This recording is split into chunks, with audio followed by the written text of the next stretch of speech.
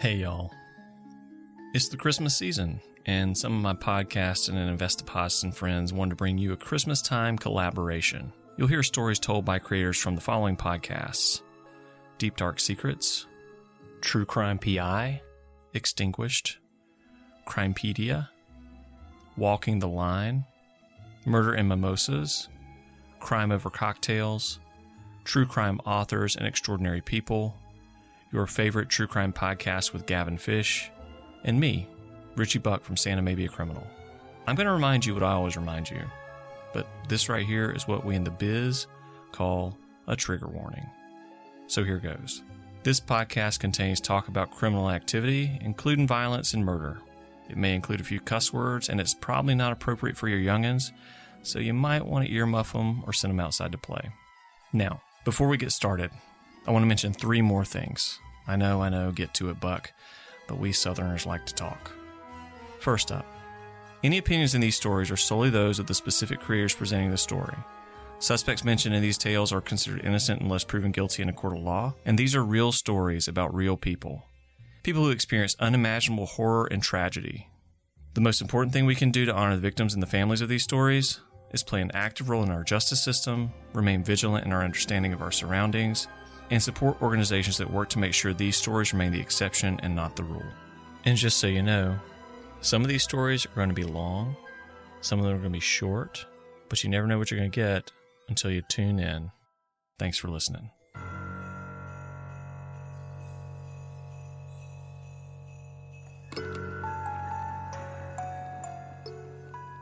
I often pose the notion that Santa may be a criminal. But what happens in times when it's not him that brings the Christmas focus on our holiday crime story, but where? That's the kind of story we have today, because today's story takes place in a little Georgia town called Santa Claus.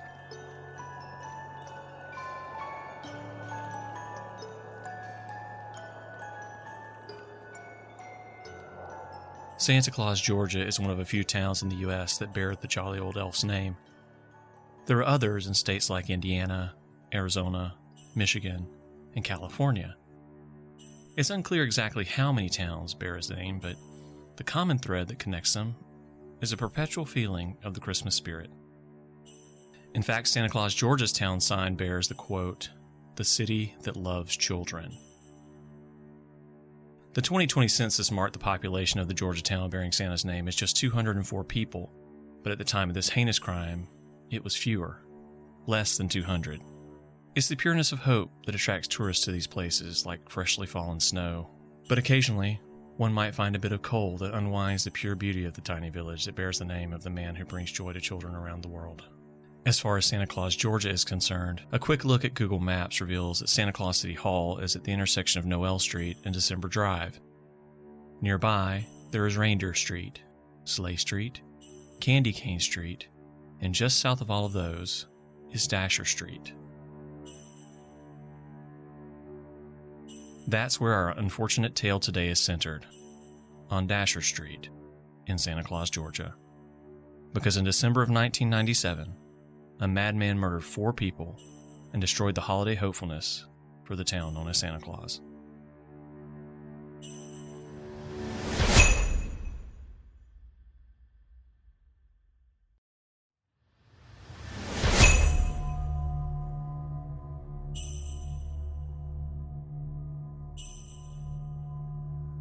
Southeast Georgia is a quiet place, particularly in its rural communities, and Santa Claus could certainly be characterized as rural. It's located about an hour and a half from the hostess city of Savannah, Georgia. I grew up in a similar community. On nights in December, you could step outside and hear almost nothing but the cool wind as it brushed the last stubborn leaves clinging to the trees. You could stand there in total peace for minutes before hearing a car on a distant highway. Since Santa Claus had less than 200 residents, I can only imagine that Danny, Kim, and the kids did that many times.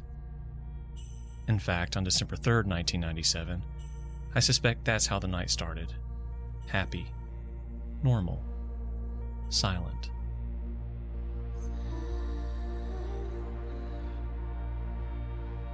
But the silent night would not remain that way for long. The blast of a semi-automatic shotgun would shatter the serenity of the night sky and cut short both the holiday hopes and lives of 4 members of the Daniels family.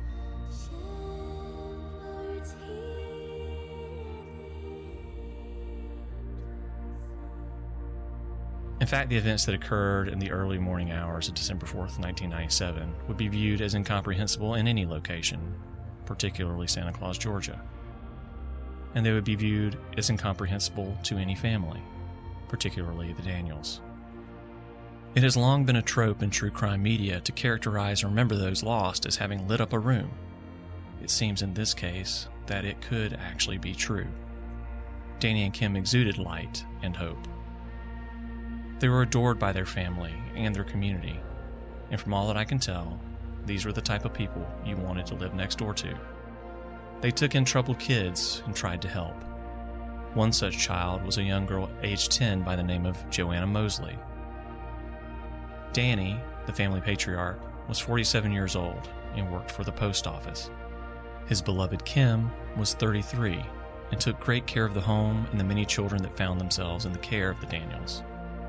You see, Kim had grown up in foster care for most of her childhood. In later years, she leaned into drugs and alcohol to fill whatever was missing in her soul. Because of this, she lost her children, but, as we all know, every day is a chance to turn it all around. Strangely, and in a bit of irony, that quote comes from the 2005 version of the Amityville Horror, an equally brutal story of rage and violence that began while the victim slept.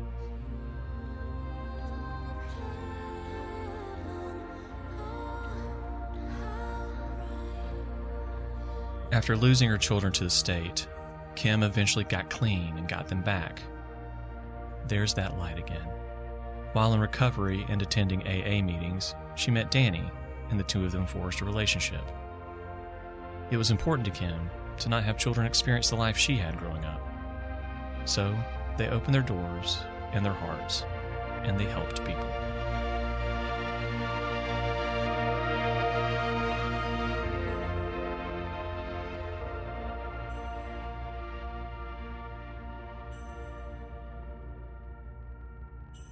On the night of the crime, Danny and Kim had a full home of 7 children.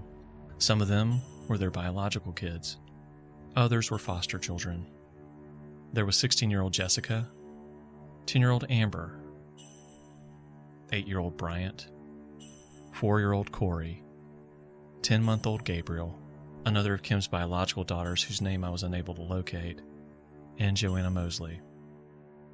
The Daniels treated Joanna as their own, offering a safe place and assistance. They even allowed her older brother to come by and tried to lend him a hand as well.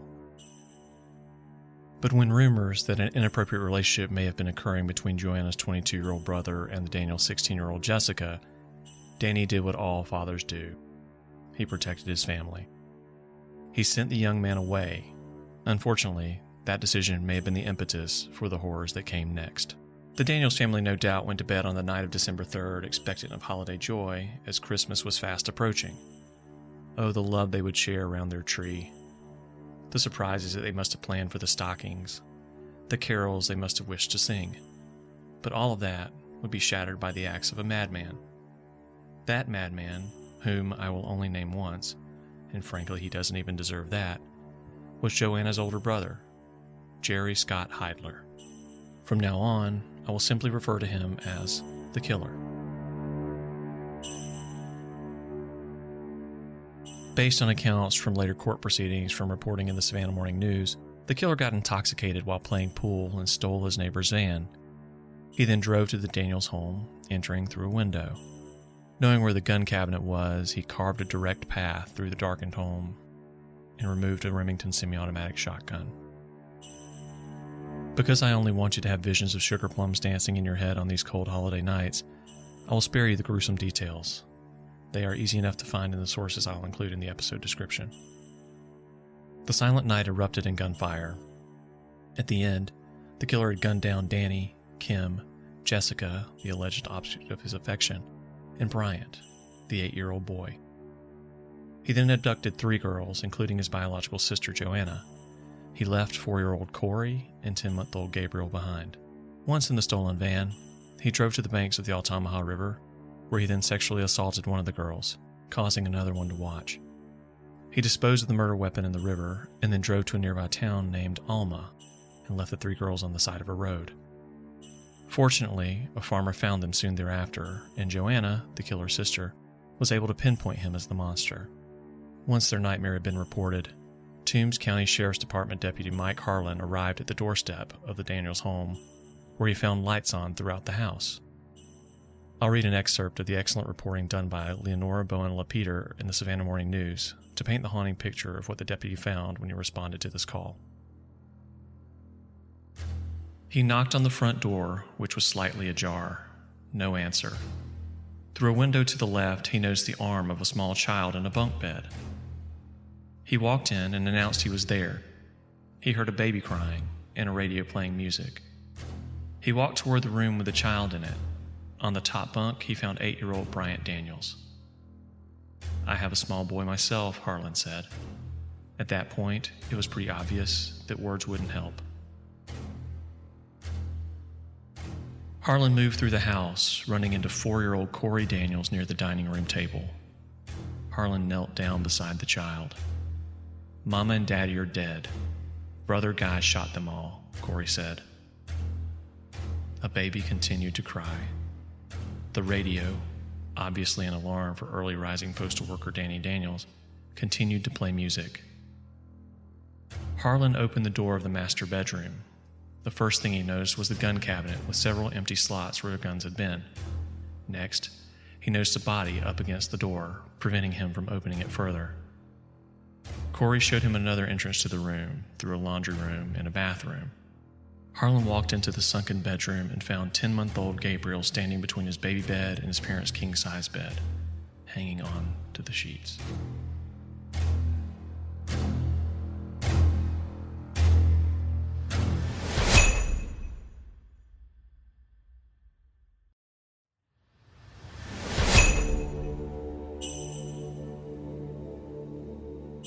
A real Nightmare Before Christmas.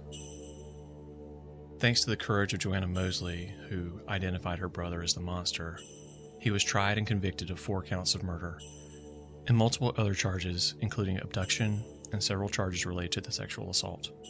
The motive for the crime, the aforementioned inappropriate relationship with Jessica, came to light during the trial. Once again, in reporting from the Savannah Morning News, testimony from family friend Guy Aaron reads, "At times, Kim and Danny felt sorry for him. They were out to help people. He happened to be one of those people." There's that light again. The killer was sentenced to death for these crimes that victimize a city that proclaims to love children, the town known as Santa Claus. When the verdict was read, he wept. It was reported that the jurors took the announcement of sentencing harder when they rendered the guilty verdict. Jury foreman James Burrows asked to read a statement along with the death sentence. "We have shared in this with you, and like you, it has changed our lives forever. Yesterday and today, we held hands and prayed for courage and guidance to do the right thing." The Daniels and their family weren't the only victims of this crime, of course. The killer had family too. An older sister overwrought with emotion stood in the courtroom and begged for her younger brother's life. Kim also had an older daughter who at the time did not live in the Daniels home. 17-year-old Brandy Claxton added, "The only thing that keeps me sane is that the day before she was murdered, I saw her and said, 'I love you.'"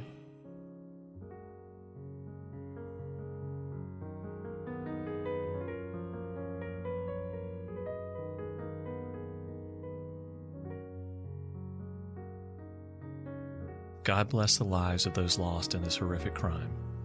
Danny Daniels, Kim Daniels, Jessica Daniels, and Bryant Daniels.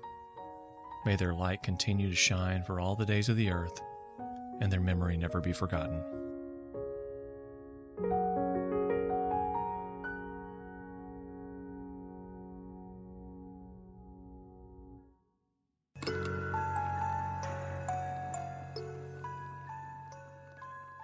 Sources for this episode include the Savannah Morning News, Oxygen.com, the Washington Post, Cinemaholic, and others.